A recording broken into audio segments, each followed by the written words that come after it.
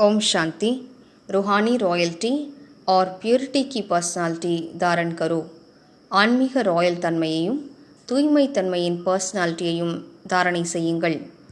दुख अशांति की उत्पत्ति अपवित्रता से होती है. துக்கம் மற்றும் அமைதியற்ற தன்மையானது தூய்மையற்ற தன்மையினால் தான் உற்பத்தியாகிறது.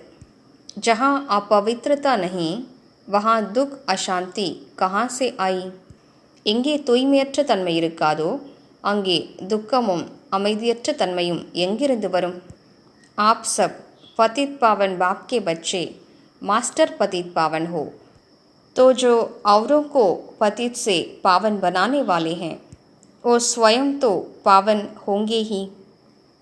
நீங்கள் அனைவரும் பதீத்த பாவனராகிய தந்தையின் குழந்தைகள், மாஸ்டர் பதீத்த பாவனர்கள்.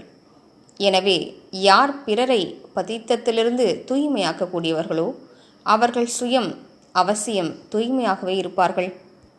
ऐसी पावन पवित्र आत्माओं के पास सुख और शांति स्वतः ही है.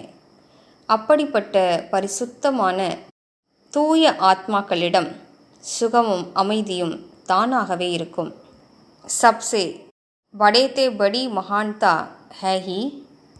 पावन बनना आज भी इसी महानता के आगे ही सभी सिर झुकाते हैं.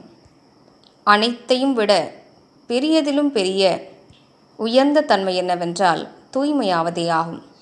இன்றளவிலும் கூட இந்த உயர்ந்த தன்மைக்கு முன்னிலையில்தான் அனைவரும் தலை வணங்குகிறார்கள்.